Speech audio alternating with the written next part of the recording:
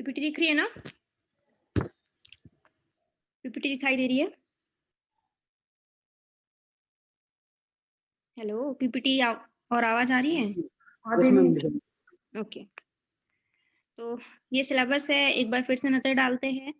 अब तक हमने श्वेताश्वतर उपनिषद पढ़ लिया है, योग कुंडलिनी उपनिषद पढ़ लिया है, योग चूड़ामणि उपनिषद पढ़ लिया है और त्रिशिक ब्राह्मण भी हमारा कंप्लीट हो चुका है। अब जो नीचे के 4 उपनिषद है, योग तत्व उपनिषद को हम थोड़ा लेट देखेंगे क्योंकि थोड़ा बड़ा है वो। तो आज हम डिस्कस करेंगे ध्यान बिंदु उपनिषद पर। ठीक है, ध्यान बिंदु उपनिषद आज हम देखने वाले हैं। तो ध्यान बिंदु उपनिषद का जो कंटेंट है, पूरा उपनिषद में क्या क्या चीजें हैं, तो उसमें है कि ब्रह्म के ध्यान योग की महिमा क्या है, ब्रह्म का सूक्ष्म से सूक्ष्म स्वरूप कितना है, सर्वव्यापक स्वरूप क्या है, प्रणव का स्वरूप क्या है, प्रणव ध्यान की विधियां, प्राणायाम, प्रणव की बहुत सारी ध्यान विधियां यहाँ पर है, इसीलिए लिखा है कि अन्य प्रणव ध्यान विधियां, ब्रह्म का ध्यान, त्रिमूर्ति का ध्यान, षडंग योग, आसन चतुष्टय, चक्र और नाड़ी। इसके अलावा भी और बहुत सारी चीजें हैं, पर मेन कंटेंट इतना ही है। उसके बाद हमें अब इतने में से हमें क्या पढ़ना है, तो हमें 5 टॉपिक पर चर्चा करनी है कि ध्यान योग का महत्व क्या है, प्रणव का स्वरूप क्या है, प्रणव ध्यान की विधियां कौन कौन सी है, यहाँ पर 1 से अधिक विधियां बताई गई है प्रणव ध्यान की विधियां, षडंग योग क्या है और नादानुसंधान के द्वारा हम अपनी आत्मा का दर्शन कैसे कर सकते हैं। इन 5 विषयों पर हमें अभी चर्चा करनी है। तो ध्यान बिंदु उपनिषद के बारे में थोड़ा सा बैकग्राउंड देख लेते हैं कि ध्यान बिंदु उपनिषद है क्या। तो हमने यहाँ लिखा हुआ है कि ध्यान बिंदु उपनिषद जो है वो कृष्ण यजुर्वेद से संबंधित है, यानी उसकी शाखा से लिया गया है। नाम से स्पष्ट हो रहा है ध्यान बिंदु उपनिषद, यानी कि इसका जो मुख्य केंद्रीय भाव है वो ध्यान है। विभिन्न तरीके के यहाँ पर ध्यान बताए हुए हैं। ये जो ध्यान बिंदु उपनिषद है, इसका विभाजन अध्याय में नहीं हुआ है, एक ही साथ सारे मंत्रों को रख दिया गया है। तो टोटल मंत्रों की संख्या कितनी है? 106। ठीक है, 106 यहाँ पर मंत्रों की संख्या है। अब हम बात कर रहे हैं टॉपिक्स के ऊपर, जो था ध्यान की महत्ता। तो ध्यान की महत्ता को इन्होंने छोटे छोटे रूप में तो हर मंत्र में लगभग बताया है, लेकिन जो पहला ही मंत्र है उसमें ध्यान का विशेष महत्व बताया है कि ध्यान से होगा क्या। तो जो पहला मंत्र है उसमें कहा गया है कि अगर हम ध्यान योग करते हैं, ध्यान का अभ्यास करते हैं, तो चाहे कितने भी बड़े पाप हो, यहाँ पर बोला है कि पर्वत जैसा विशाल पाप भी अगर हो, पर्वत की विशालता बहुत होती है, दूर दूर तक फैला हुआ होता है, तो अगर पर्वत जितना भी पाप हो, अनेक योजन तक फैला हुआ हो, योजन यहाँ पर एरिया मापने की एक यूनिट है ना, अनेक योजन तक भी अगर वो पर्वत फैला हुआ हो या पाप हमारे फैले हुए हो, बहुत अधिक पाप हो, तब भी अगर हम ध्यान करेंगे तो उन पापों का नाश हो जाएगा। इस तरीके से उन्होंने ध्यान की महत्ता को यहाँ पर बताया है। बाकी फिर उसके बहुत सारे लाभ बताए हैं, लेकिन महत्ता विशेष रूप से इसी मंत्र में बताई गई है। ठीक है, तो छोटी सी यहाँ पर महत्ता है, छोटा सा कंटेंट है, इसको आप याद रखिएगा कि जो ध्यान करते हैं, ध्यान से विशाल पाप भी जो है वो नष्ट हो जाते हैं। अब जो हमारा दूसरा टॉपिक है वो है प्रणव का स्वरूप। प्रणव के स्वरूप को इस उपनिषद में बहुत डिटेल में बताया गया है। तो हम देखते हैं कि उन्होंने क्या कहा है प्रणव के स्वरूप के बारे में। तो जो प्रणव है, प्रणव को यहाँ पर ओमकार कहा गया है, प्रणव ही ओमकार है, ओमकार ही प्रणव है। ओमकार को जब हम एक बीज मंत्र के रूप में लिखते हैं ना, यहाँ पर तो मैंने ओमकार ऐसे करके लिखा है, लेकिन जब हम ओम लिखते हैं तो वो एकाक्षर के रूप में हम लिखते हैं। तो कहा गया है कि ओमकार रूपी एकाक्षर ओम जो है वो ओम को ब्रह्म सभी मुमुक्षुओं का ध्येय कहा गया है। मतलब ब्रह्म को जानने वाले जितने भी मुमुक्षु है, मुमुक्षु मतलब उसको जानने की इच्छा करने वाले या मोक्ष की प्राप्ति की तीव्र इच्छा करने वाले जो साधक होते हैं, उनको ब्रह्म कहा गया है। तो ओमकार जो है वो ब्रह्म को जानने के लिए भी और मुमुक्षुओं का ध्येय मतलब मोक्ष की प्राप्ति करने के लिए जो उपाय रूप है उसके लिए भी कहा गया है। यानी कि यहाँ पर ओम के 2 प्रयोजन बताए गए हैं, पहला ब्रह्म को जानना और दूसरा मोक्ष प्राप्ति के लिए उपाय रूप। ये 2 साधन यहाँ पर प्रणव को कहा गया है। ठीक है, अब जो प्रणव या ओमकार है वो हम देखते हैं कि 3 अक्षरों से मिलकर बनता है। आपने ओम को सुना होगा, बहुत सारे अभी हमने उपनिषदों की चर्चा की, आपने हठयोग की ग्रंथ में भी कहीं कहीं पर ओमकार का वर्णन पढ़ा होगा, तो उसमें देखा होगा कि ओमकार जो है वो 3 वर्णों से मिलकर बना है, अ, उ और म। ये 3 वर्ण है, इन 3 वर्णों से ही मिलकर ओमकार बनता है। ओमकार अर्थात प्रणव जो है वो इन 3 अक्षरों से ही बना हुआ है, जिसमें अ जो वर्ण है, पहला वर्ण जो है ओमकार का अ, वो किस किस चीज को प्रेजेंट करता है वो यहाँ पर बताया गया है कि अ में ही पृथ्वी समाहित है, अग्नि समाहित है, ऋग्वेद समाहित है, भूरलोक और पितामह ब्रह्म, इन सब का जो लय है या ये सारी जो चीजें समाहित कही गई है वो अवर्ण में कही गई है, या अ मात्रा जो है इन चीज को प्रदर्शित करती है। या इस तरीके से भी बोल सकते हैं कि विभिन्न चीजों की जो ओमकार की 3 मात्रा है अ उ म, उनसे बहुत सारी चीजों की समानता बताई गई है। तो अ किस किस के समान है? पृथ्वी, अग्नि, ऋग्वेद, भूरलोक और ब्रह्मा, इन सारी चीजों को अ के रूप में प्रदर्शित किया गया है। आगे बात करते हैं कि जो उ मात्रा है वो किस चीज को दर्शाती है, तो वो अंतरिक्ष को, यजुर्वेद को, वायु को, भूलोक को और जनार्दन विष्णु को, इन 5 से 6 चीजों को उकार की जो मात्रा है वो प्रदर्शित करती है। अब जो मकार है वो किन किन चीजों को शो करती है, तो ध्युलोक को, सूर्य को, सामवेद को, स्वर लोक को और भगवान शिव को यानी महेश्वर को, इन सब चीजों को ओमकार की जो म मात्रा है वो प्रदर्शित करती है, या उनसे म मात्रा समानता को दर्शाती है, इस तरीके से कहा गया। तो अगर हम अ उ म का क्रम देखें तो इसमें कैसा आएगा कि तीनों का जो पहला वर्ण है वो देखिए अ उ म में पृथ्वी, अंतरिक्ष और ध्युव, इन तीनों से समानता दर्शाते हैं अ उ म। ठीक है, फिर अच्छा ये किसकी पे इसमें, ऋग्वेद, यजुर्वेद और सामवेद, इन तीनों से भी अ उ म अपनी समानता को दर्शाते हैं। भूरलोक, भुवहलोक और सुहलोक, इन तीनों से भी समानता को दर्शाते हैं। अग्नि, वायु और सूर्य, ये तीनों भी अ उ म के रिप्रेजेंटेटिव है। साथ ही ब्रह्मा, विष्णु और महेश्वर, ये तीनों भी क्रम से अ उ म के रिप्रेजेंटेटिव है। ठीक, तो यहाँ से क्वेश्चन बन सकता है कि अ उ म को इसमें से अ को कौन प्रदर्शित करता है, कौन नहीं करता है, या कोई इस तरीके से दे दिया कि इनका क्रम क्या है, ब्रह्मा, विष्णु और महेश्वर का क्रम दे दिया कि किस क्रम को ये दर्शाते हैं, थोड़ा सीक्वेंस चेंज करके दे दिया, महेश्वर, विष्णु और ब्रह्मा दे दिया, तो हमें बताना पड़ेगा कि ये म, उ और अ इन तीनों को प्रेजेंट करते हैं। तो इनसे थोड़ा सा घुमा फिरा के क्वेश्चन पूछ सकते हैं। अभी जो अकार, उकार और मकार, इन तीनों के रंगों की भी यहाँ पर चर्चा की गई है कि अकार जो है वो पीत वर्ण को दर्शाता है यानी कि पीले वर्ण का है, उकार जो है वो सफेद वर्ण को दर्शाता है, और जो मकार है वो कृष्ण वर्ण को दर्शाता है। इन तीनों के एक एक रंगों की भी यहाँ पर चर्चा अगले वाले मंत्र में की गई है। ठीक, इसको आप एक चार्ट के फॉर्म में भी बना के रख सकते हो ताकि आप कंफ्यूज ना हो।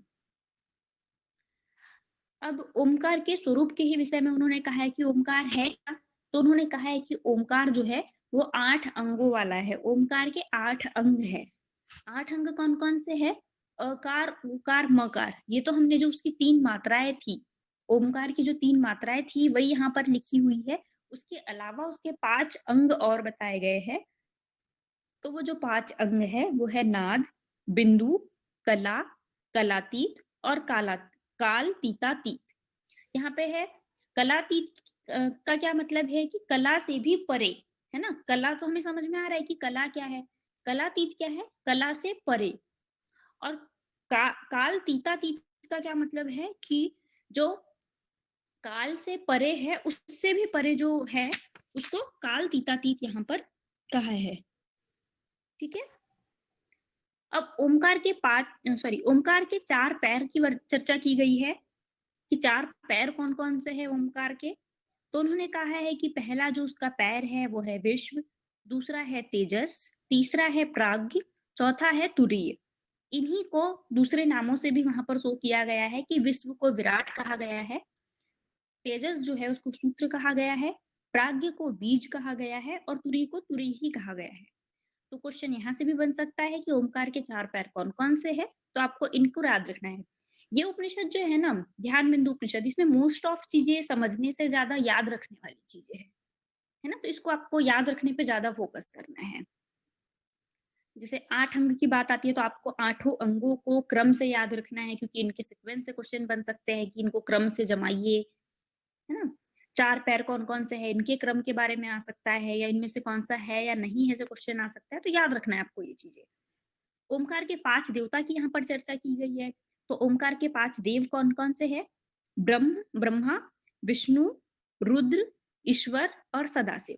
ये ओमकार के 5 देवता कहे गए हैं, ठीक है? उसके बाद ओमकार के 3 स्थान कहे गए हैं, वो कौन-कौन से हैं? तो सत्य, रज और तम, ये तीनों भी ओमकार के स्थान है। अब कहा गया है कि ओमकार को जो इस रूप में नहीं जानता है कि ओमकार के 8 अंग है, 4 पैर है, ओमकार के 5 देवता है, 3 स्थान है, जो ओमकार को इस रूप में नहीं जानता है, ये उसका ओमकार का संपूर्ण रूप है। जो उसको अच्छे से नहीं जानता है, उसको कहा गया है कि वो ब्राह्मण नहीं हो सकता। ओम ब्राह्मण होने के लिए ओमकार के संपूर्ण स्वरूप को जानना आवश्यक है, ठीक? ये इस तरीके से यहाँ पर ओमकार को कहा है। ओमकार की जो 3 मात्रा है अ, उ, म, उनकी समानता को और भी चीज़ों से तुलना की गई है कि ओमकार की 3 मात्राएँ किन-किन से समानता को दर्शाती है। तो हमने अभी देख लिया था पिछली वाली स्लाइड में कि अकार, उकार, मकार जो है वो ऋग्, यजु, साम से समानता दर्शाती है। ब्रह्मा, विष्णु और महेश से समानता दर्शाती है। पृथ्वी, अंतरिक्ष और ध्रुवलोक से समानता को बताती है। साथ ही अग्नि, वायु, सूर्य से। भू, भुवः और स्वहलोक से भी हमने देख लिया था। पीत, श्वेत और कृष्ण वर्ण की होती है। अकार यानी पीत वर्ण, उकार यानी श्वेत वर्ण, मकार यानी कृष्ण वर्ण। इसके अलावा यहाँ पर ओमकार की मात्राओं की समानता कुछ और चीजों से दर्शाई गई है, जैसे कि अकार मात्रा जो है वो जागृत अवस्था को शो करती है, उकार मात्रा जो है वो स्वप्न अवस्था को दर्शाती है, मकार जो है वो सुषुप्ति अवस्था को दर्शाती है। ऐसे ही अकार स्थूल का प्रतीक है, उकार सूक्ष्म का प्रतीक है, तो मकार जो है वो कारण कारण का प्रतीक है। इसके अलावा अ, उ, म ये तीनों मात्राएं ही ज्ञान, इच्छा और क्रिया, इन तीनों को भी क्रमशः प्रदर्शित करती है कि अकार ज्ञान है, उकार इच्छा है और मकार क्रिया है। तो भूत, भविष्य और वर्तमान, इन तीनों कालों को भी अकार, उकार और मकार बताती है। यहाँ पर हमें ध्यान देने वाली बात ये है कि जो क्रम चलता है कि काल किस तरीके से आता है, पहले भूतकाल हो चुका है, वर्तमान काल चल रहा है और भविष्य काल आने वाला है। लेकिन इसका जो सीक्वेंस है वो भूत, भविष्य और वर्तमान है। तो इसका सीक्वेंस थोड़ा इधर-उधर है, इसीलिए आपको इसको याद रखने की ज़रूरत है कि अगर आ जाता है कि ओमकार की जो उ मात्रा है, वो किस काल को प्रदर्शित करती है, ऑप्शन आएगा ए भूतकाल, ऑप्शन बी भविष्य काल, ऑप्शन सी वर्तमान काल और ऑप्शन डी तीनों काल। तो हमें ऊकार को ये सोच के नहीं लगाना है कि भूतकाल, वर्तमान काल और भविष्य काल, तो हम वर्तमान पे टिक कर आए, ऐसा नहीं है, है ना? तो यहाँ पर आपको इनका कालों का सीक्वेंस थोड़ा चेंज है, इसीलिए इसको विशेष रूप से ध्यान देना है। भूत, भविष्य और वर्तमान, इन तीनों कालों को क्रम वहाँ बताया गया है। बाकी सब तो क्रम हमें ऐसे ही याद है, इसीलिए वो याद रहेंगे ही, लेकिन इसको विशेष रूप से हमें याद रखना है। फिर अकार, उकार और मकार, इन तीनों की और तुलना किससे की गई है? सत, रज और तम से भी की गई है। तो इस वाले चार्ट को आप ध्यान से देख लीजिएगा, इससे क्वेश्चन बनने की संभावना मुझे थोड़ी ज़्यादा लग रही है। तो इसको याद रख लीजिएगा, आप तीनों को क्रम याद रखिएगा विशेष रूप से, है ना? तो ये ओमकार की का स्वरूप हमने अब तक देखा, कुछ और स्वरूप की बात करते हैं कि ओमकार को यहाँ पर कैसे बताया है। तो एक लाइन लिखी हुई है, प्रणवो धनु सरो ह्यमात्मा ब्रह्म तत्तल्लक्ष्य मुच्यते। यानी कि जो प्रणव है, ओमकार जो है, उसकी तुलना की गई है धनुष से।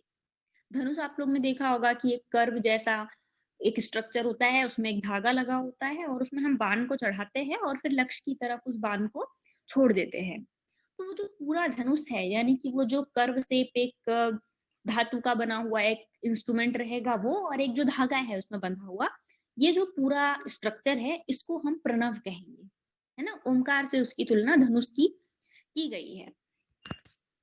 अब जो उसमें हम बाण को ले रहे हैं, बाण जो उसमें हम चढ़ा रहे हैं, उसकी तुलना आत्मा से की गई है और हम उस आत्मा को या उस बाण रूपी आत्मा को किस पर हम फोकस कर रहे हैं, हमारा जो लक्ष्य है वो क्या है?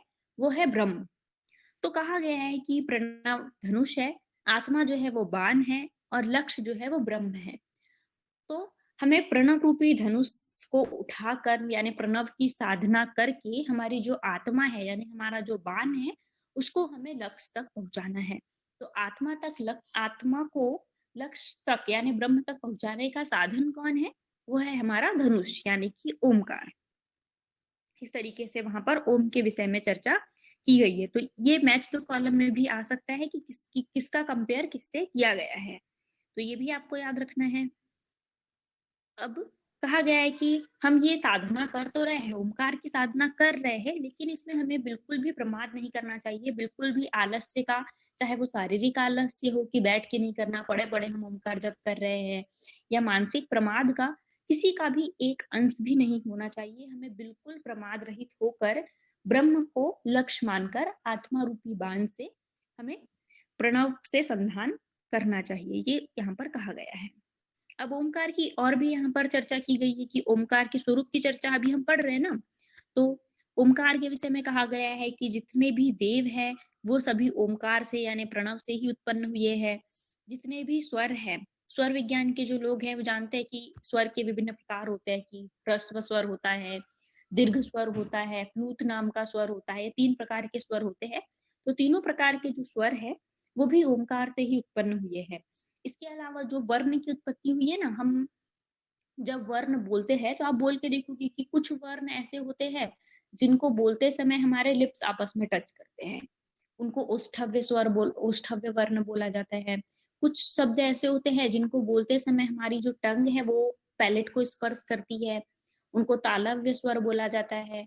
कुछ वर्ण ऐसे होते हैं जो हमारे गले से आवाज निकलती है, उनको कंठव्य स्वर बोला जाता है। और कुछ में नाक से ध्वनि निकलती है। ऐसे बहुत सारे विभिन्न प्रकार के स्वर होते हैं। तो जितने भी स्वर और वर्ण हैं, उन सब की उत्पत्ति जो है वो ओमकार से बताई गई है। इन शॉर्ट वो ये कहना चाहते हैं कि जितनी भी दुनिया में चीजें हैं, चाहे वो स्वर हो, वर्ण हो, देव हो, जितनी भी जड़ सूक्ष्म चेतन जितनी भी वस्तुएं हैं, वो सब की उत्पत्ति ओमकार से ही हुई है। तीनों लोकों की उत्पत्ति, जड़ और चेतन जितने भी पदार्थ इस संसार में उपलब्ध है, उन सब की उत्पत्ति ओमकार से ही हुई है। ठीक है। उसके बाद ओमकार का जप करने से क्या होगा भाई? तो उन्होंने कहा है कि अगर हम प्रणव का 3 तरीके के स्वर, अभी जैसे मैंने आपको बताया कि ह्रस्व स्वर होता है, दीर्घ स्वर होता है और प्लूत स्वर होता है। तो अगर हम ह्रस्व स्वर से अगर हम प्रणव का जाप करते हैं, ह्रस्व स्वर से प्रणव का जाप करेंगे, तो हमारे सारे पाप जलकर नष्ट हो जाएंगे। अगर हम दीर्घ स्वर से प्रणव का जप करेंगे तो हमें अक्षय रूप संपत्ति प्राप्त होगी। अक्षय रूप यानी कभी नष्ट ना होने वाली संपत्ति प्राप्त होगी। तो कभी नष्ट ना होने वाली संपत्ति तो जो आध्यात्मिक संपत्ति होती है या जो विभूतियां होती है, विभूतियां भी एक्चुअली नष्ट होने वाली ही है, पर जो आत्मिक उन्नति के रूप में जो हमें संपत्ति प्राप्त हो रही है, उसकी यहाँ पर चर्चा है। अक्षय रूप संपत्ति मतलब कभी नष्ट ना होने वाली। जो सांसारिक संपत्ति है, धन पैसा कार गाड़ी, ये यहाँ पर इनकी चर्चा नहीं है ना। दीर्घ मात्रा में जप करने से अक्षय रूप संपत्ति प्राप्त हो रही है, कभी नष्ट ना होने वाली। अगर हम प्लूत स्वर में ओमकार का जप करेंगे तो वो जो है वो हमें मोक्ष की प्राप्ति कराने वाला जप होता है। अब उन्होंने कहा है कि हमें कब तक करनी चाहिए इन तीनों से मतलब ओमकार का जो हम जप कर रहे हैं, तो उन्होंने कहा है कि तेल की अविच्छिन्न धारा और विशाल घंटे की तीव्र आवाज के सामने प्रणव के अस्वर नाद को सुन लेता है। यानी कि हमें प्रणव का जो नाद है, ब्रह्मांड में एक नाद व्याप्त है, उसको प्रणव का नाद कहा गया है। बहुत सूक्ष्म ध्वनि है वो, ब्रह्मांड में जो ध्वनि चल रही है वो बहुत सूक्ष्म है, वो हमें सुनाई नहीं देती है सिंपल कानों से या जनरल इसमें हमें सुनाई नहीं देती है। लेकिन जब हम प्रणव का इन 3 मात्रा तक जाप करते हैं, तो वो जो दिव्य स्वनी ध्वनि है, बहुत जो सूक्ष्म ध्वनि है, वो हमें धीरे धीरे साधक को सुनाई देने लगती है। आपने हठ प्रदीपिका पढ़ा होगा तो उसमें देखा होगा कि नादानुसंधान में हमें धीरे धीरे सूक्ष्म ध्वनियां सुनाई देने लगती है। तो वैसे ही जब हम प्रणव की साधना करते हैं, प्रणव का जप करते हैं, तो हमें वो जो ब्रह्मांड में ओमकार की सूक्ष्म ध्वनि है वो सुनाई देने लगती है। लेकिन प्रारंभ में क्या होता है कि बिल्कुल थोड़ी थोड़ी सुनाई दे रही है, कभी सुनाई दी फिर हट गई, सुनाई दी फिर हट गई, नहीं सुनाई दे रही है, ब्रेक हो के सुनाई देती है। तो तब हमें साधना को छोड़ना नहीं है। यहाँ पर कहा गया है कि तेल की अविच्छिन्न धारा, जैसे हम तेल को ऊपर से नीचे की तरफ टपकाते हैं तो वो बिल्कुल एक धार में टपकता है ना। तो जब तक वो जो ध्वनि है जो विशेष सूक्ष्म ध्वनि है वो जब तक एक धार में हमें सुनाई ना दे, कंटिन्यू हमें सुनाई ना देने लगे, तब तक हमें अपनी साधना को, ओमकार के जप को छोड़ना नहीं है, तेल की अविच्छिन्न धारा के समान। ठीक है। उसके बाद कहा है कि विशाल घंटे की तीव्र आवाज के सामने भी, अब वो ध्वनि इतनी सूक्ष्म है, अगर थोड़ा शोर होने लगा, किसी आसपास कोई चीज शोर कर रही है, कोई पशु पक्षी जानवर चहचहा रहे हैं, उनकी आवाज आ रही है, तो ऐसा ना हो कि उनकी आवाज में हमें वो जो सूक्ष्म ध्वनि है वो हम सुन ना पाए।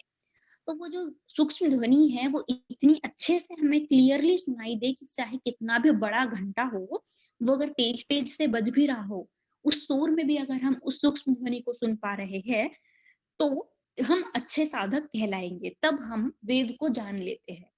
ठीक है। तो ओमकार कब हमें सिद्ध होता है, यहाँ पर दो दो विशेषता बताई गई है कि उस स्थिति में हमें सुनाई देना चाहिए जब बहुत तीव्र घंटे की आवाज आ रही हो, तब भी हम उस सूक्ष्म ध्वनि को सुन सके, और कब कैसी सुनाई देना चाहिए, बिल्कुल अविच्छिन्न तेल की धारा के समान। इस तरीके से जब हमें उस ओमकार की ध्वनि सुनाई देने लगती है, तब हम वेद को जानने वाले साधक हो जाते हैं। इसके ये तो हमने देखा प्रणव का स्वरूप। तो प्रणव के स्वरूप में हमने क्या देखा, अभी एक बार शॉर्ट में देख लेते हैं कि प्रणव के स्वरूप में कहा गया है कि प्रणव है जो ब्रह्म और मुमुक्षुओं का ध्येय कहा गया है, ब्रह्म को जानने वालों के लिए और मुमुक्ष को प्राप्त करने वालों के लिए ध्येय है। प्रणव 3 मात्राओं से मिलकर बना होता है। किन किन चीज को रिप्रेजेंट करता है, ये हमने नीचे वाली स्लाइड में देखा था कि इन चीज को दर्शाता है। इसके अलावा हमने देखा था कि ओमकार के 8 अंग कौन से हैं, 4 पैर कौन से हैं, 5 देवता कौन से हैं और 3 स्थान कौन से हैं, और जो नहीं जानता है वो ब्राह्मण नहीं है। इस तरीके से इस उपनिषद में, यानी ध्यान बिंदु उपनिषद में प्रणव की चर्चा की गई है। उसके बाद प्रणव जो है उसकी धनुष से तुलना बताई गई है। प्रणव धनुष है, आत्मा बाण है, लक्ष्य ब्रह्म है, और हमें जो ब्रह्म रूपी हमारा जो लक्ष्य है उसको पाना है। फिर उसके बाद कहा है कि ओमकार से ही सभी की उत्पत्ति होती है। प्रणव को जाप किस किस मात्रा में किया जाता है और उसका क्या क्या फल है, इस तरीके से हमने अब तक प्रणव के स्वरूप के बारे में चर्चा की है ना। प्रणव का स्वरूप बहुत थोड़ा बिखरा बिखरा यहाँ पर दिया हुआ है, मतलब सिक्वेंशियल नहीं है। पहले अंग की चर्चा कर दी, फिर उनकी तुलना बता दी, इनका आपस में बहुत अधिक ऐसे डायरेक्ट कनेक्शन नहीं हमें समझ में आता है ना, तो इनको आप याद रखिए। अब हम बात कर रहे हैं हमारे थर्ड टॉपिक की। हमने पहले टॉपिक के बारे में देख लिया था कि ध्यान योग की महत्ता क्या है, दूसरा प्रणव का स्वरूप किस तरीके से बताया है, इस पर चर्चा कर ली। अब हम तीसरा टॉपिक डिस्कस कर रहे हैं कि प्रणव ध्यान की विधि क्या है। तो प्रणव ध्यान की विधि के रूप में यहाँ पर बहुत सारी प्रणव ध्यान की विधियां बताई है। तो पहली विधि क्या बताई है कि हमें प्रणव को किस तरीके से ध्यान करना है। बहुत छोटी विधि है ये, कि प्रणव को हमें हमारे जो हृदय रूपी कमल है वहां पर इस तरीके से ध्यान करना है जैसे उस हृदय कमल में एक दीप जल रहा हो, और उस दीप की जो लौ होती है, उसकी जो प्रभा होती है, उसके समान, यानी दीप की जो लौ होती है वो लगभग हमारे अंगूठे के आकार की ही होती है। तो हृदय कमल में दीप की जो ज्योति है उसके समान, यानी कि अंगुष्ठ मात्र आकार में एक लाइट यानी तेजो में स्थिर ओमकार का हमें ध्यान करना है, ओमकार के रूप में ईश्वर का ध्यान करना है, वो यहाँ पर कहा गया है। बहुत छोटी विधि है। हृदय कमल में दीप की जो लाइट ज्योति है उसका अंगुष्ठ मात्र के रूप में हमें वहां पर ओमकार के रूप में ईश्वर का ध्यान करने के लिए कहा गया है। ये ओमकार की पहली विधि, ओमकार ध्यान की पहली विधि है। ठीक। हृदय कमल में ओमकार रूपी ईश्वर का ध्यान। इस समय हमें क्या करना है, जब हम ईश्वर का ध्यान कर रहे हैं हमारे हृदय कमल में, तो हम इनहेल एक्सेल भी कर ही रहे होंगे। तो उसके लिए यहाँ पर बताया है कि हमें ईड़ा नाड़ी से इनहेल करना है, फिर उसको जो हमारा उदर वाला भाग है उसमें भरना है। बस यहाँ पर इतना ही उन्होंने इनहेल एक्सेल के लिए इनहेल के लिए बताया है। होल्डिंग और जो रेचक है ना, एक्सेलेशन है, इन दोनों को किस नाड़ी से करना है, कितनी देर तक करना है, इसकी चर्चा इस विधि में नहीं की गई है।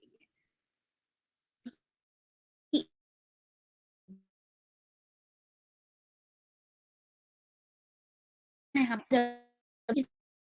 सिर्फ बताया है ये करना है, होल्डिंग नहीं, बस उसका वर्णन यहाँ पर नहीं बताया है कि किस साइड से होगी, है ना, लेफ्ट से होगी, राइट से होगी, वो बस नहीं बताया है। बाकी होल्डिंग और जो एक्सेलेशन है वो भी यहाँ पर हो रहा है। ये हमें कैसे पता चला कि होल्डिंग और एक्सेलेशन हो रहा है, तो नीचे अगले वाला जो उसका 21वां नंबर का जो मंत्र है वहां पर कहा गया है कि पूरक जब आप कर रहे हो, ईड़ा नाड़ी से जब आप श्वास भर रहे हो ऊपर वाले ध्यान को करते समय, तो हमें ब्रह्मा जी का ध्यान करना है ना। पूरक के समय हम जिन देवता का ध्यान करेंगे वो ब्रह्मा जी होंगे। जब हमने रेचक किया, रेचक के समय हम विष्णु जी का ध्यान करेंगे और कुंभक के समय रुद्र का ध्यान करेंगे। इनको आप थोड़ा उल्टा करके याद करिए ना, पूरक फिर कुंभक फिर रेचक को, मैंने कुंभक वाली लाइन नीचे लिख दी है। तो जब हम इनहेल कर रहे हैं तो ब्रह्मा जी का ध्यान करेंगे, जब हम होल्ड कर रहे हैं तो रुद्र भगवान का ध्यान करेंगे, और रेचक के समय हम विष्णु का ध्यान करेंगे। तो ब्रह्मा, रुद्र और विष्णु, इनका सीक्वेंस भी थोड़ा ऑड है। नॉर्मली हम क्या करते हैं, ब्रह्मा, विष्णु और रुद्र, ये सीक्वेंस हमें ध्यान होता है ना। तो ये वाला जो यहाँ पर सीक्वेंस है पूरा कुंभक और रेचक का, यानी ब्रह्मा, रुद्र और विष्णु का, वो परंपरा से थोड़ा सा हटके है। इसीलिए यहाँ से भी क्वेश्चन बनने की संभावना थोड़ी सी ज्यादा हो जाती है। तो आपको इस सीक्वेंस को विशेष रूप से ध्यान देना है। जब आप इस उपनिषद की कमेंट्री पढ़ोगे, एक लेखक है आचार्य केशव शास्त्री, उनकी कमेंट्री में श्लोक की व्याख्या करने के बाद अलग से लिखा है कि ये वाली जो इनका जो सीक्वेंस बताया गया है पूरक, कुंभक और रेचक का, वो दूसरे उपनिषदों की परंपरा से थोड़ा सा विभिन्न है। इस तरीके से करके उन्होंने एक नोट करके लाइन लिखी हुई है। जबकि इसी उपनिषद में जब एक और ध्यान विधि बताई है, खैर वो प्रणव ध्यान विधि नहीं है इसीलिए उसको मैंने इसमें लिखा नहीं है, एक और ध्यान विधि बताई है। उसमें जो पूरक, कुंभक और रेचक के समय ध्यान करने का जो सीक्वेंस बताया है, वो विष्णु, ब्रह्मा और शिव इस तरीके से बताया है। तो इसी उपनिषद में पूरक, कुंभक और रेचक दोनों में जो ध्येय देवता है वो अलग अलग बताए गए हैं। ठीक है, ये वाला जो सीक्वेंस है प्रणव ध्यान की विधि के समय, जो पूरक, कुंभक और रेचक का सीक्वेंस है, वो ब्रह्मा, रुद्र और विष्णु है। लेकिन आगे चल के एक और ध्यान है, उसमें इनका जो सीक्वेंस बताया है पूरक, कुंभक और रेचक का, वो विष्णु, ब्रह्मा और शिव बताया गया है। तो हमें जो अगला वाला है 29वें और 31वें नंबर के श्लोक में है, वो वाला जो पूरक, कुंभक और रेचक है, पर वो हमें नहीं पढ़ना है क्योंकि हमारे सिलेबस में नहीं है, तो हमें इसी पर फोकस करना है। पर मैं आपको ये बताना चाह रही थी इस माध्यम से कि इसी उपनिषद में पूरक, कुंभक और रेचक, इन तीनों के जो देवता है, ध्येय देवता, वो अलग अलग बताए गए हैं, दो स्थानों पर अलग अलग है। तो वो वाला जो सीक्वेंस है वो तो ठीक है, लेकिन यहाँ पर परंपरा से थोड़ी विभिन्नता है, इसीलिए ये हमें विशेष रूप से ध्यान देकर याद करना है। ठीक, तो पहली विधि अब तक हमने क्या देखी कि हमें हमारे हृदय में एक दीप की जो ज्योति है उसके उसमें अंगुष्ठ मात्र ईश्वर के रूप में हमें ओमकार का ध्यान करना है। इनहेल, एक्सेल और होल्डिंग के समय हमें इन्हें तीन देवता का ध्यान रखना है। इनहेल के समय ब्रह्म का ध्यान करना है, होल्ड के समय रुद्र का, और रेचन के समय विष्णु का। इन तीनों का ध्यान हमें करना है। ये हो गई प्रणव ध्यान की पहली विधि। जो दूसरी विधि है उसमें क्या कहा गया है प्रणव ध्यान की विधि में, कि ध्यान के समय हमें कुछ ऐसा ध्यान करना है कि जो आप लोग ने, कुछ लोग ने देखा होगा जो थोड़े गांव से बिलोंग करते होंगे, कि एक मथनी होती है ना, जो दूध से मक्खन निकालने के लिए जो यूज करते हैं। एक डंडा होता है और उसमें नीचे कुछ एक इंस्ट्रूमेंट जैसा लगा होता है लकड़ी का, और हम उसे रस्सी से खींचते हैं। तो जो नीचे वाली अरनी है उसमें दो स्ट्रक्चर होते हैं, मतलब मैं उसका स्ट्रक्चर एक्सप्लेन नहीं कर पा रही हूँ, पर दो अरनियां होती है उसमें, है ना। तो दो अरनी में हमें नीचे वाली जो अरनी है उसको आत्मा मानना है, और प्रणव को ऊपर वाली अरनी मानना है। अरनी वो जो स्ट्रक्चर है नीचे, जो डंडे के नीचे लगा रहता है, उसको बोलते हैं। तो हमें आत्मा को नीचे की अरनी मानना है, और ऊपर ऊपर वाली जो अरनी है वो प्रणव यानी ओमकार को मान के चलना है। और जो मंथन करते हैं, यानी रस्सी से जो बार बार उस डंडे को खींचते रहते हैं अल्टरनेट करके, पहले लेफ्ट साइड से रस्सी खींचते हैं, फिर दूसरे राइट साइड से खींचते हैं, इस तरीके से अल्टरनेट करते रहते हैं। तो ध्यान को हमें वो मंथन मानना है, जो हम बार बार उसको रोटेट कर रहे हैं वो ध्यान है। तो इस तरीके से हमें आत्म रूपी निगूढ़ तत्व का साक्षात्कार करना है। मतलब जैसे हम दूध को बार बार मथते हैं, मतलब वो जो मट्ठा होता है उसको बार बार मथते हैं, तो उसमें से मक्खन निकल जाता है। तो उसी तरीके से जब हम ध्यान रूपी मथनी से, जब हम आत्मा और प्रणव को अरनी बना लेंगे और ध्यान रूपी मथनी से उसका मंथन करेंगे, तो जिस तरीके से वहां पर उसका सार जो है मट्ठा का या मट्ठे का जो सार होता है मक्खन वो निकल के आ जाता है, वैसे ही यहाँ पर हमें आत्म तत्व जो है वो उसका जो सार है वो हमें मिल जाएगा, है ना, उसका साक्षात्कार हमें हो जाएगा। तो इस तरीके से यहाँ पर ध्यान की दूसरी विधि बताई है प्रणव ध्यान की, कि आत्मा नीचे की अरनी, प्रणव ऊपर की अरनी, ध्यान जो है वो है मथनी, और जो उसका सार तत्व मिलेगा वो हमें मिलेगा आत्मा का साक्षात्कार। तो ये प्रणव ध्यान की दूसरी विधि थी। अब इसके बाद क्या बताया है कि अगर हम प्रणव ध्यान करते हैं, इन दोनों विधियों में से किसी भी विधि से अगर हम प्रणव का ध्यान करते हैं तो हमें क्या फल मिलेगा। तो उन्होंने कहा है कि जैसे एक सूर्य का तेज ही हमने देखा है कि कितना तेज होता है, एक सूर्य का कितनी हीट होती है। तो अगर करोड़ों सूर्य का जितना तेज रहेगा, उससे भी अधिक कहीं गुना तेजस्वी है ओमकार। तो उससे उतने तेज वाला जो ओमकार है उसका साक्षात्कार जो है वो योगी को हो जाता है और उसके सारे पाप नष्ट हो जाते हैं। यहाँ पे लिखा है गमन और आवागमन से रहित, क्योंकि क्या होता है कई बार सूर्य का तेज तो है लेकिन नाइट के समय हमें उसका तेज अनुभव नहीं होता है ना, नाइट के समय हम उसकी जो किरणें हैं उसको अनुभव नहीं कर पाते क्योंकि वो दूसरे डायरेक्शन में है। क्यों चला गया? क्योंकि वो आवागमन करते रहता है। तो अगर एक साथ आवागमन नहीं कर रहे हैं करोड़ों सूर्य की, आधे जो सूर्य है वो अर्थ के दूसरे डायरेक्शन में है, आधे सूर्य किसी और डायरेक्शन में है, ऐसा नहीं।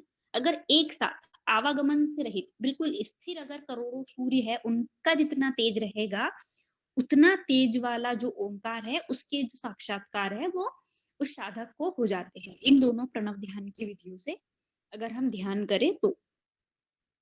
ठीक, क्लियर है दोनों विधियां और उनका लाभ। बहुत छोटी-छोटी विधियाँ हैं, बहुत शॉर्ट करके लिखने का प्रयास किया है मैंने, ताकि आप लोग इज़िली समझ लो। ठीक है। तो हमारा ये जो तीसरा टॉपिक था प्रणव ध्यान की विधियाँ, तो हमें यहाँ पर ध्यान की इस उपनिषद में बहुत सारी विधियाँ हैं, लेकिन प्रणव ध्यान से जो रिलेटेड विधियाँ हैं वो 2 ही है।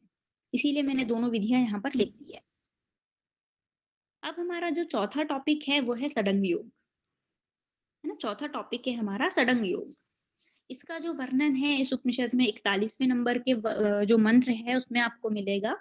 और षडंग अंग जो योग है यानी कि 6 योग के जो 6 अंग है उनके नाम यहाँ पर बताए गए हैं। और उन्होंने कहा है कि आसनम प्राण संरोध प्रत्याहारश्च धारणा ध्यानम समाधि रेतानि योगांगानि भवन्ति षट्। यानी कि जो यहाँ पर 6 नाम दिए गए हैं वो योग के अंग कहे गए हैं, जैसे कि आसन, प्राणायाम, प्रत्याहार, धारणा, ध्यान और समाधि। योग के ये 6 अंग है, इनकी यहाँ पर चर्चा है। तो विशेष याद रखने की जरूरत नहीं है, जहां भी षडंग योग आता है मोस्ट ऑफ यही 6 नाम देखने को मिलते हैं। यम और नियम यहाँ पर वर्णित नहीं है अष्टांग में से। ठीक, ये 6 है। अब इसमें ऐसा उन्होंने आसन को एक्सप्लेन करते हुए कहा है कि आसनानी तू तावंती यावंतो जीव जाती है, यानी कि जितने भी प्रकार की जातियां है या योनियां हैं इस पृथ्वी पर, हम सुनते हैं ना 84 लाख योनियों से हमें होकर गुजरना पड़ता है, यानी 84 लाख योनियां मानी गई है। तो जीव की जितनी भी जातियां हैं उतनी ही संख्या में आसन की विधियां हैं। कुछ हठ योग के ग्रंथ पढ़े होंगे आपने, उसमें देखा होगा कि 84 लाख आसन हैं, उन 84 लाख में से 84 प्रमुख है, उन 84 में से इतने प्रमुख है, इतने प्रमुख है, ऐसे करके आपने सुना होगा। सेम वही यहाँ पर कहा है कि जीव की जितनी जातियां है उतनी ही संख्या में आसन की भी विधियां है, यानी कि उतने ही आसन है। तो यहाँ पर संख्या नहीं बताई गई है कि 84 लाख है या कितने हैं, पर उन्होंने इंडिकेट बस किया है कि जितनी योनियां हैं उतने ही आसन है। लेकिन 84 लाख आसन जो है वो अब तक कोई जो साधक है या व्यक्ति है कोई भी अभी तक जान नहीं पाया है। हमने भी जितनी बुक पढ़ी है, किसी ने 84 लाख आसन के एक साथ नाम कहीं देखे नहीं होंगे। किसी ने 32 आसन के नाम लिखे हैं, किसी ने 84 के लिखे हैं, लेकिन 84 लाख तो कहीं हमें देखने को नहीं मिले हैं।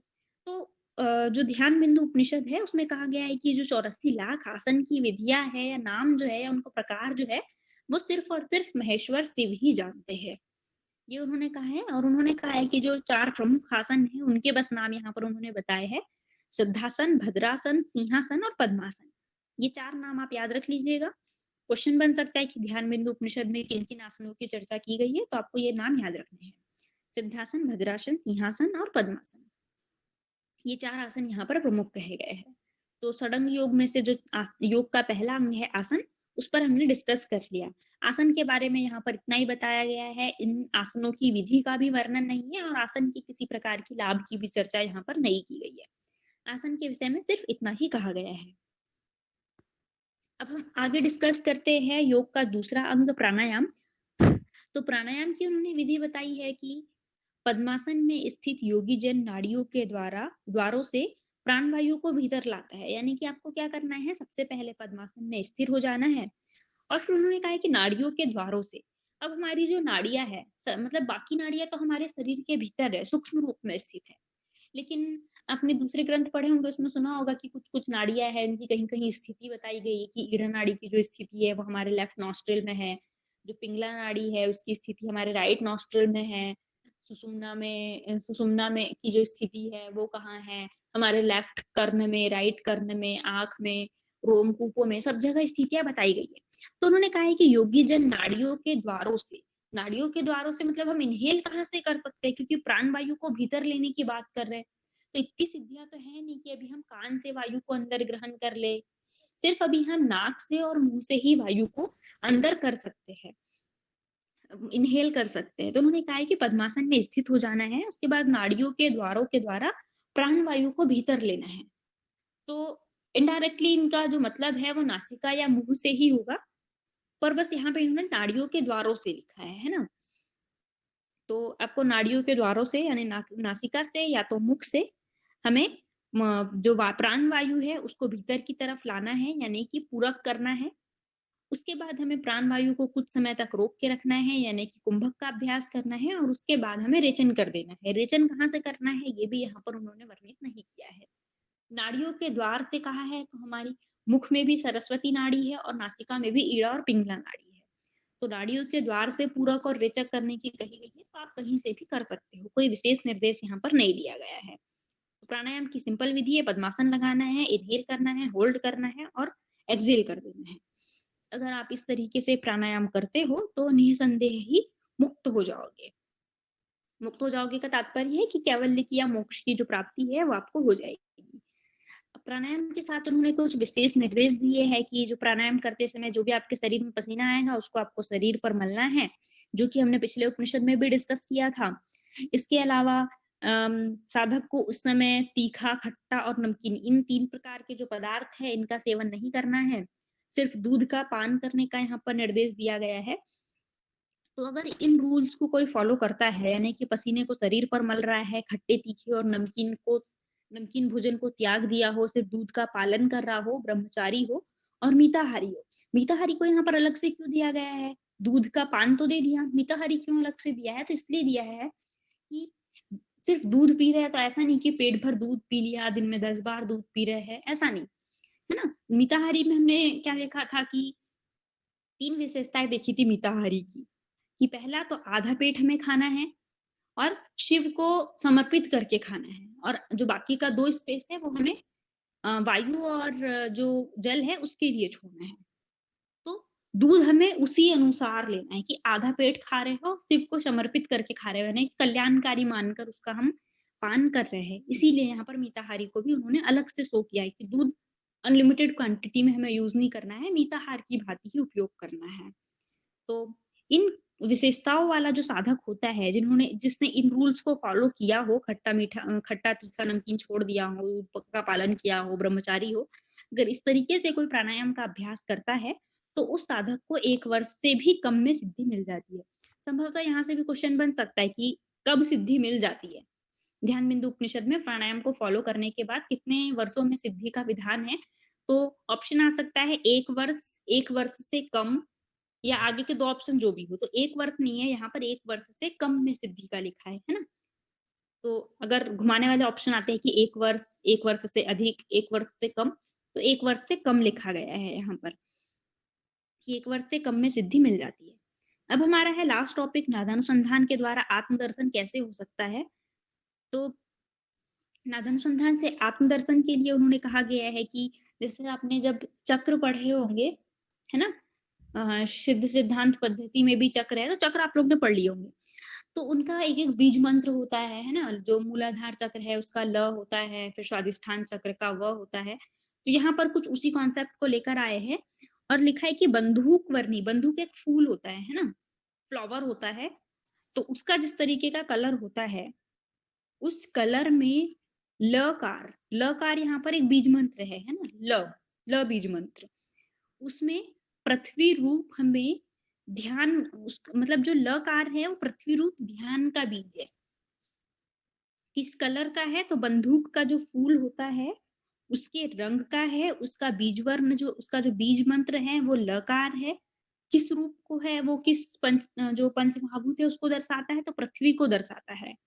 ऐसे ही अगले क्रम में आप आओगे तो शंख के रंग वाला वकार बीज मंत्र वाला जो मतलब जो शंख के वर्ण का है उसका बीज मंत्र व है, वो उदान का बीज कहा गया है। स्फटिक मणि के समान जो सफेद कलर का है वो हकार उसका बीज मंत्र है, और वो किसके समान है? आकाश के समान है, और यहाँ पर उसको समान का बीज मंत्र कहा है। प्राण, अपान, उदान, समान, व्यान होते हैं ना, तो जो लकार है उसको ध्यान का बीज कहा है, जो वकार है उसको उदान का बीज कहा है, और जो हकार है उसको समान का बीज कहा है। यहाँ पर सिर्फ जो दो प्राण हैं उनके बीज ही बताए गए हैं। बीज मंत्र दो ही प्राण के बताए गए हैं, उदान का और समान का। जो ध्यान है यहाँ पर थोड़ा अलग लिया गया है। यहाँ पर वैसे एक प्राण होना चाहिए था, लेकिन मैंने बार बार चेक किया, वो कोई प्राण का नाम नहीं है। यहाँ पर मुझे लग रहा था कि प्राण, अपान या कोई और लिखा होगा, लेकिन वहां पर मंत्र में भी ध्यान ही लिखा हुआ है। तो उसको अगर हम स्किप भी कर दे तो यहाँ पर दो जो प्राण है, उदान और समान, इन दोनों के बीज मंत्र को बताया गया है वकार और हकार। जो उदान का जो रंग बताया गया है वो शंख वर्ण का बताया गया है, और जो समान का बीज मंत्र है वो स्फटिक मणि के समान बताया गया है। ठीक। और यहाँ पर ये भी बताया गया है कि समान और प्राण, ये जो दो प्राण हैं, हमने देखे ना पांच प्रकार के प्राण होते हैं, प्राण, अपान, समान, उदान, व्यान। तो इसमें प्राण और समान ये दोनों को एक ही कहा गया है, अलग अलग नहीं बताया गया है। जबकि जो दूसरे ग्रंथ है उसमें इन दोनों को एक जैसा बताया, मतलब दोनों को अलग अलग दो प्राण के रूप में देखा गया है, लेकिन यहाँ पर कहा है कि ये दोनों एक ही है। अगर इस तरीके से हम भाव करते हैं, दोनों को एक मान के अगर हम ध्यान करते हैं, और इसमें हम पूरक, कुंभक और रेचक तीन प्रकार के प्राणायाम हमें करना चाहिए, उससे हमें नादानुसंधान की प्राप्ति होगी। कैसे? वो भी हम बताते हैं। तो ये जो ऊपर की दो लाइन है ये तो उसके प्री में लिखी है, लेकिन नादानुसंधान कैसे होगा अब आगे लिखा हुआ है। ये दो लाइन मैंने ऐसी लिख दी थी यहाँ पर, उसकी प्री में वर्णन था, इसीलिए कि प्राण, अपान, समान, उदान के बारे में यहाँ पर क्या है, तो दो ही यहाँ पर वो मिलते हैं। अब हम नादानुसंधान से आत्मा का दर्शन कैसे होगा इसकी विधि देख रहे हैं। ऊपर वाले दो आप स्किप भी कर सकते हो, वैसे डायरेक्ट सिलेबस से जुड़े हुए नहीं है इसीलिए। ठीक है, ऊपर वाले दो पॉइंट। तीसरा पॉइंट लिखा है कि हृदय रूपी गुहा में नादानुसंधान कैसे करना है इसकी विधि देख रहे हैं अब हम। तो उसमें लिखा है कि हृदय रूपी गुहा में सबको खींचकर, सबको खींचकर का मतलब है यहाँ पर जितने भी प्राण हैं, है ना, जो पांच प्रकार के प्राण की बात करते हैं उनको खींचकर प्राण और अपान वायु को रोकना है, और तब हमें प्रणव का उच्चारण करना है। हृदय रूपी गुहा में जो पांच प्रकार के प्राण होते हैं उन सबको हमें खींचकर केंद्रित करना है, प्राण और अपान को वहीं पर स्थिर रखना है, और उसके बाद प्रणव का उच्चारण करना है। उसके आगे की विधि क्या है? इतना कर लिया, उसके बाद आपको अपने कंठ वाला जो भाग है उसको संकोचित करना है, यानी कि आपको जालंधर बंध का अभ्यास करना है। लिंग का संकोच करना है, यानी कि आपको मूलाधार का मूल बंध का अभ्यास करना है। इन दो बंधों को लगाना है, यानी कि उसके बाद आपको कुछ इस तरीके से अनुभव करना है कि जो मूलाधार होता है वहां से शुरू हुई एक पद्म के तंतु की भांति, यानी कि जो कमल का जो फूल होता है उसमें छोटे छोटे तंतु होते हैं, तो उसका जो तंतु होता है उसके जैसी एक नाड़ी जो है जिसको हम सुषुम्ना नाड़ी बोलते हैं, वो मूलाधार से निकलती है, ऊपर जाती है। हमने देखा है कि जो सुषुम्ना नाड़ी है वो मूलाधार से शुरू होकर हमारे आज्ञा चक्र तक पहुंचती है। तो उसमें वो उसकी विशेषता बताई गई है, उसको स्पेसिफिक किया गया है कि वो नाड़ी कैसी है, तो वो पद्म के तंतु के समान है, मंगलकारी है। ये दो यहाँ पर तीन विशेषताएं यहाँ पर बताई गई है, पद्म के तंतु के समान, सूक्ष्म है और मंगलकारी है, ये उसकी विशेषता है। तो विधि में हमें क्या करना है, हमने जालंधर बंध लगा लिया, हमने मूल बंध लगा लिया, उसके बाद हमें उस नाड़ी में अनुभव करना है कि वहां पे एक जो नाद की अनुभूति है, वहां से एक नाद का जो प्रादुर्भाव है वो हो रहा है। इस तरीके से हमें वहां पर अनुभूति करनी है। शुरू में वो जो नाद है जो सुषुम्ना नाड़ी से निकल रहा है, वो नाद हमें पहले वीणा की जो ध्वनि होती है उसके जैसा सुनाई देगा। फिर धीरे-धीरे कुछ और रूपों में भी हमें वो नाद सुनाई देगा, जैसे कि शंख की जो मध्यम ध्वनि होती है, बहुत अधिक तीव्र भी नहीं, बहुत अधिक स्लो भी नहीं। तो शंख की मध्यम ध्वनि के रूप में हमें वो ध्वनि सुनाई देगी। या तो जैसे कि मोर जो पक्षी होता है, वो जिस तरीके से ध्वनि निकालता है, उस तरीके से सुनाई देगी। तो इस तरीके से हमें नाद की अनुभूति होने लगेगी। कैसे? इसके लिए हमने अभी तक क्या किया था विधि में, नादानुसंधान में? हृदय रूपी गुहा में सारे प्राणों को खींचा था, प्राण और अपान को रोक कर रखा था और ओमकार का उच्चारण किया था। उसके बाद जालंधर बंध लगाया था, मूल बंध लगाया था और मूल बंध लगाने के साथ ही हमें ऐसा फील होने लगा कि हमारी सुषुम्ना से एक जो ध्वनि है, मूलाधार वाला जो भाग है, वहां से एक ध्वनि निकल रही है और उसी को हमें अनुभव करना है। वो ध्वनि किन रूपों में सुनाई देगी हमें? या तो वीणा के जो ध्वनि होती है उसके रूप में सुनाई देगी, या तो हमें शंख की ध्वनि के रूप में सुनाई देगी, या मोर के पक्षी के रूप में सुनाई देगी। इन 3 रूपों में हमें वो ध्वनि सुनाई देगी। तो इससे हमें हमारा जो है नादानुसंधान होगा। अब इससे हमें आत्मा का दर्शन कैसे हो रहा है? आत्मा कैसे दिखेगी? तो जब जो साधक होता है वो इस ध्वनि को सुनने में सक्षम हो जाता है, तो यहाँ पर कहा गया है कि तब वो आत्मा के दर्शन उसको अपने आप होंगे। कहाँ होंगे?